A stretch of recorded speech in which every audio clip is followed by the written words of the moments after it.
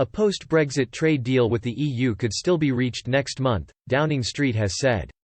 Earlier this week, a Number 10 spokesman said UK negotiators will continue to plug the gaps where any differences remain. He added, "There are many issues that will be discussed during this week's round, not least level playing field, fisheries, trading goods and services, amongst others. There are many areas where there is convergence, but we will continue to work to plug the gaps where any differences remain.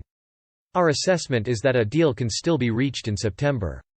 Speaking about the EU's hope that a deal can be achieved, an EU Commission spokesman said, "The important thing to note, and I would point you first of all back to what Michel Barnier himself said in London at the end of the last round of negotiations, that, first of all, we want a deal, we want to have an ambitious and fair partnership with the UK, and that we must come to an agreement in October at the latest."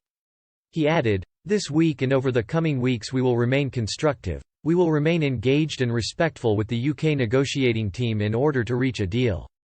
Both sides still differ on key points such as competition rules, fishing rights and how a deal would be imposed." The UK has refused an extension for the December deadline to reach a deal. However, after the last round of discussions in London last month, both parties agreed that they were not yet nearing a trade agreement. The EU's chief negotiator Michel Barnier said at the time that a deal looked, at this point, unlikely. Fishing rights and competition rules are still key disagreement subjects to both sides.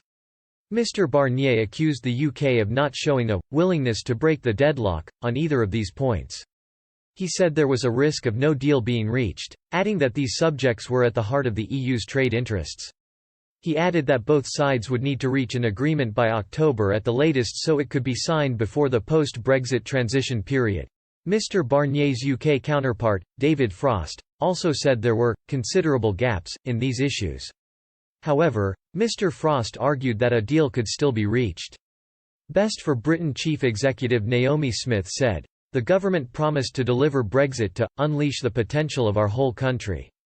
But without a comprehensive trade deal with the EU, potentially irreparable damage will be done to our economy by the double impact of coronavirus and Brexit."